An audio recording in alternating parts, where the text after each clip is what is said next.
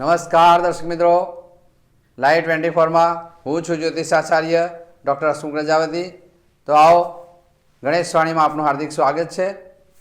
સૌપ્રથમ વાત કરીએ જ્યોતિષીય ભવિષ્ય, રાશિ ભવિષ્ય અને જ્યોતિષ ચર્ચા। વક્રતુંડ મહાકાય સૂર્યકોટિ સમપ્રભ निर्विघ्नं गुरु मे देव सर्वकार्येषु सर्वदा। तो આજે પોષવદી એકાદશી, નક્ષત્ર છે જ્યેષ્ઠા અને ચંદ્રમા વૃશ્ચિક રાશિમાં આવશે, એટલે કે આજે જન્મેલા જાતકોનું શુભ નામ ન ને ય રાશિ અક્ષરો પર રાખી શકાય। તો જાણીએ હવે આજનો દિવસ આપણો કેવો રહેશે, કેવો રહી।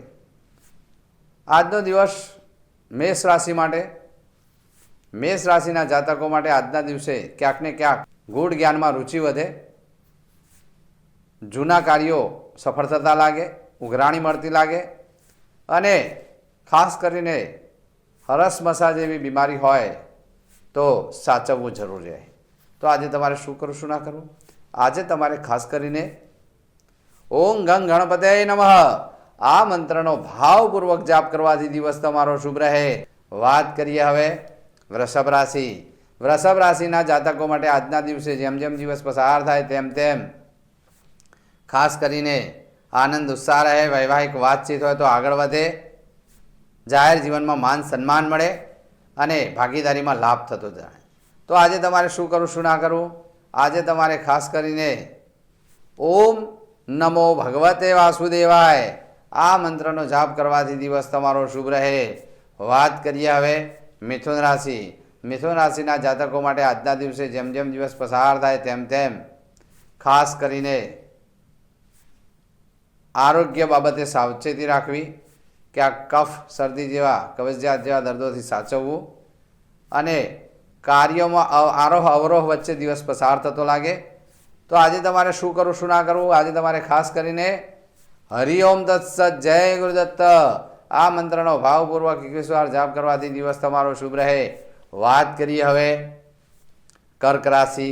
કર્ક રાશિના જાતકો માટે આજના દિવસે પુત્ર પૌત્રાદિકના કાર્યોમાં વેગ મળે, પ્રેમીજનથી કોઈ મિલન મુલાકાત થાય અને આવકનું પ્રમાણ વધે। તો આજે તમારે શું કરવું, શું ના કરવું? આજે તમારે ખાસ કરીને ઓમ રીમ કુલદેવ્યાય નમઃ આ મંત્રનો ભાવપૂર્વક 21 વાર જાપ કરવાથી દિવસ તમારો શુભ રહે।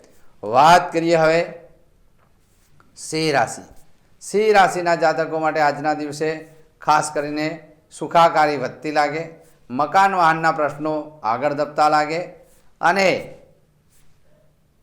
જીવનની અંદર માતૃપક્ષે કોઈ તણાવ આજે તમને લાગે, પરંતુ માતા સાથે શુભ વ્યવહાર કરવાથી દિવસ તમારો શુભ રહે।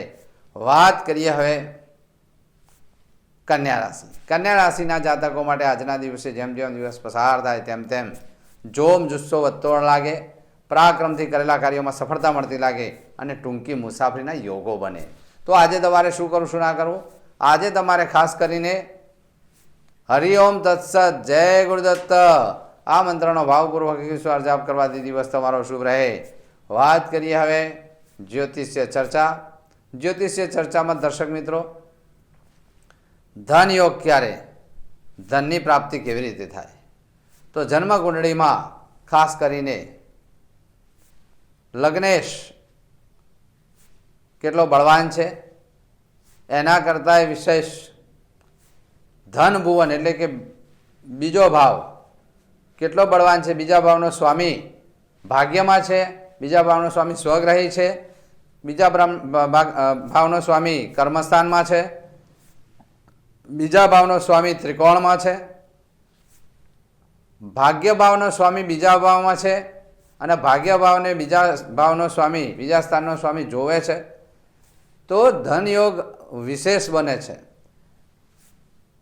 જેને કહી શકાય કે માનો કે કર્ક લગ્નની કુંડળી છે, કર્ક લગ્નની કુંડળીમાં સિંહ રાશિ ધન ભુવનની રાશિ થાય, એટલે સિંહ રાશિનો અધિપતિ સૂર્ય થાય।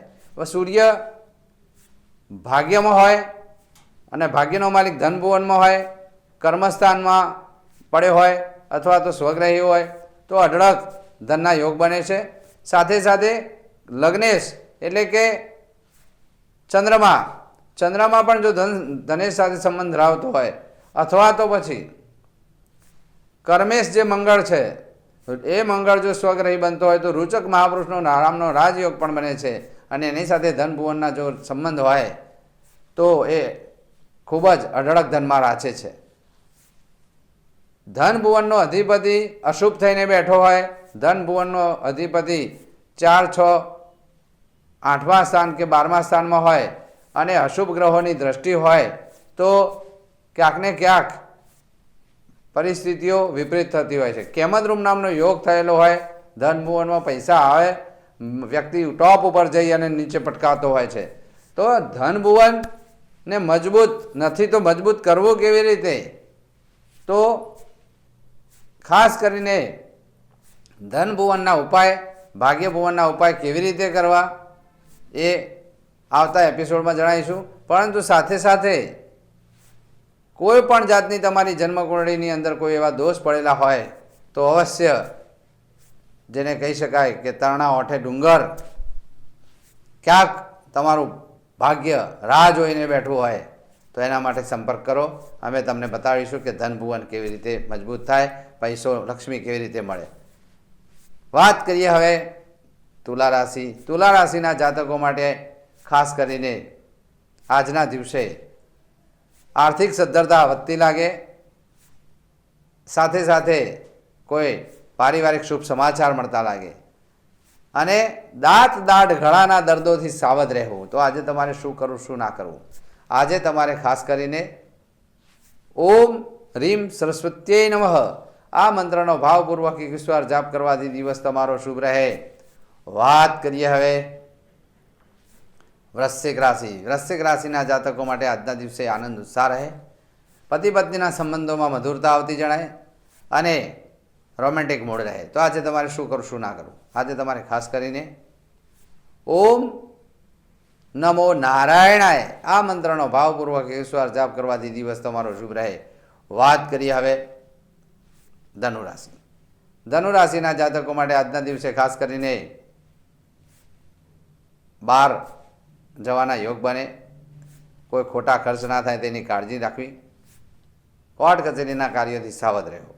તો આજે તમારે શું કરવું, શું ના કરવું? આજે તમારે ખાસ કરીને ઓમ દ્રામ દત્તાત્રેયાય નમઃ આ મંત્રનો ભાવપૂર્વક 21 વાર જાપ કરવાથી દિવસ તમારો શુભ રહે.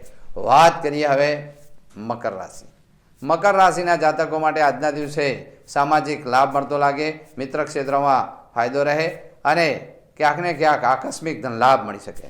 તો આજે તમારે શું કરવું, શું ના કરવું? આજે તમારે ખાસ કરીને ઓમ વિષ્ણવે નમઃ આ મંત્રનો ભાવપૂર્વક 21 વાર જાપ કરવાથી દિવસ તમારો શુભ રહે. કુંભ રાશિ. કુંભ રાશિના જાતકો માટે આજના દિવસે કર્મ ક્ષેત્રમાં, ધંધા રોજગારમાં પ્રગતિ જણાય અને સાથે સાથે આજે તમે કોઈને કોઈ નવીન તક મળી શકે. તો આજે તમારે શું કરવું, શું ના કરવું? આજે તમારે ખાસ કરીને હનુમાન ચાલીસાનો પાઠ કરવાથી દિવસ તમારો શુભ રહે.